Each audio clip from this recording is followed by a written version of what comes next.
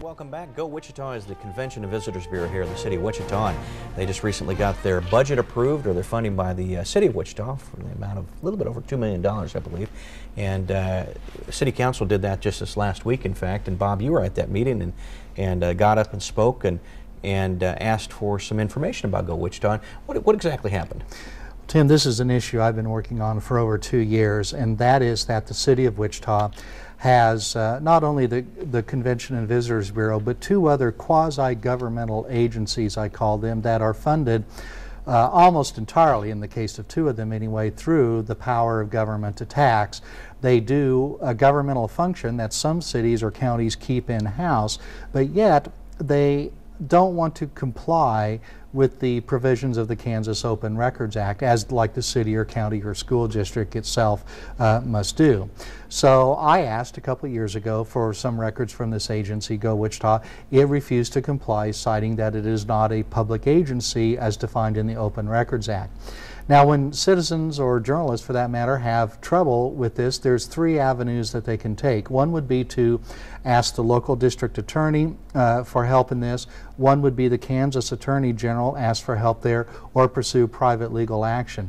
The second of those options is effectively off the table because it's the policy of the Kansas Attorney General office to refer back to the local district attorney. So I asked Sedgwick County District Attorney Nola Fulston to look into this.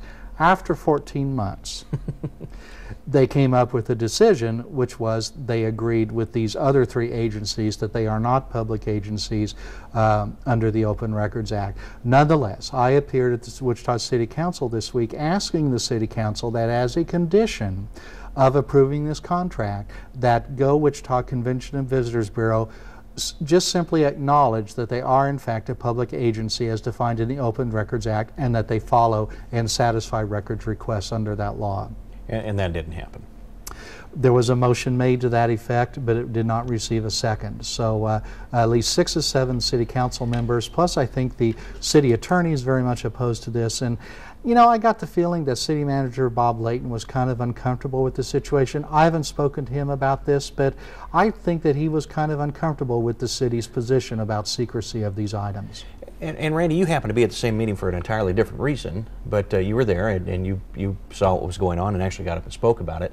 And just your thoughts on this. Well, just to be upfront about it, I am the executive director of the Kansas Open Government Coalition, the Sunshine I'm on the board as well, Government, and Tim is on the board, as are a number of other educators and journalists around the state.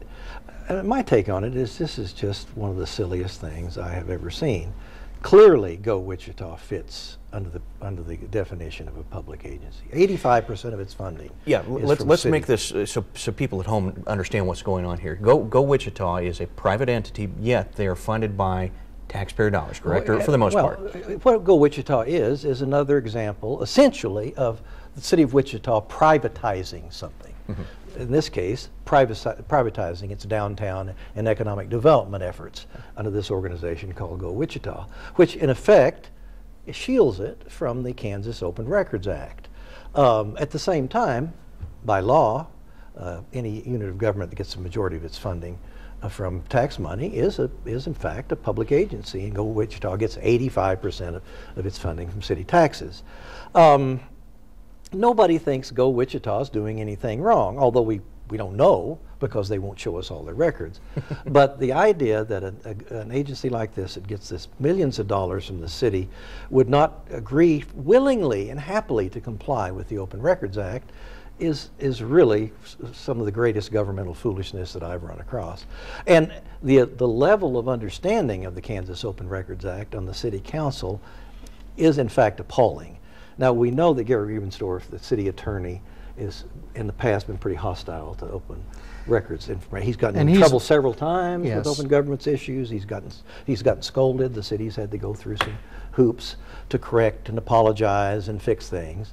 And his attitude seems to be, well, the Kansas Open Records Act is a state law, so the city doesn't have to comply with it, which is a little silly, folks. I know I usually have to comply with most state laws. I'd like to pick out 2 or 3 I didn't have to comply with. I guess my point is transparency and openness helps the government.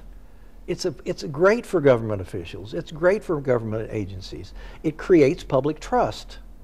And when people go through all these legalistic arguments and twists and turns to try to avoid complying, they look like they're doing something wrong, which they probably aren't. Yeah. And I thought that was a very great point of yours, Randy, that open records helps breed trust. And right now, I've made no allegation that Go Wichita is engaged in any sort of wrongdoing or anything, but their reluctance to comply with the law may start to raise suspicions that something is happening. Well, if you read the comment section in the paper, online on this story, that's exactly what happened. People are wondering, well, why won't they show? And why don't they understand this law? I mean, every elected official ought to understand it. We had one city council member who said, well, if we pass this thing about Go Wichita saying it's going to observe the Kansas Open Records Act, it'll make people think that Go Wichita has been observing the Kansas Open Records Act and hasn't been observing it. And of course it has, and the Attorney General says it has, which is total balderdash. It's not even under the Kansas Open Records Act now. We have another city commissioner, council member who says, well, if we did this, then all kind of citizens like Bob Weeks, that busybody and nosy guy, is going to be coming down wanting all our records every week, and it's so much trouble. Democracy is just too much trouble to deal with. I do make records requests from time to time, but actually quite rarely. And the other thing is these people, these records really belong to the citizens, not to the government. We pay to have them created and collected and so forth like that. I might also add that the Open Records Act in Kansas is quite weak. There are many exceptions, many exclusions. For example, Go Wichita, if they're negotiating with a company to try to get them to bring their convention into town, those documents relating to the negotiation would not be open records. They would fall under an exception. So really, the records law is quite weak. Well, let me say one more thing too. The Go Wichita thing is small potatoes compared to some things that are going on. For example, the school districts, the biggest ones in the state, have privatized their bus service. So we spend $20 million here in Wichita getting our kids bused back and forth to school every day by an organization called First Student, I believe is the name of it, which is also exempt from the Open Records Act. In fact, you cannot even find out the name of the person who drives your child's bus. You can't find it out unless they deign through noblesse oblige to give it to you. They deny, they say this is a competitive matter, we're not under the Open Records Act. If people find out who our bus drivers are, they'll steal them and they'll give them more money to drive buses somewhere else. And there was that case might be the most ridiculous thing ever. The mind boggles. These people are taking care of our kids twice a day. They're seeing more of our kids than we do sometimes.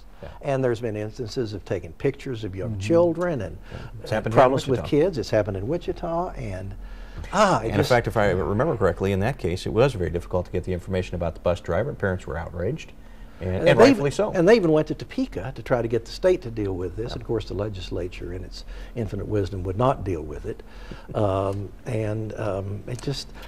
Anything that gets privatized, folks, they can be good service. I'm not saying that. It can be better service. But it also is going to mean more secrecy and less ability to see what's going on. And unfortunately right now there doesn't seem to be anyone in the Kansas legislature who is willing to champion the case of open records. Representative Senator Tim Huelskamp, when he was in the Kansas Senate, was such a person. Now he's moved on, of course, to the United States Congress.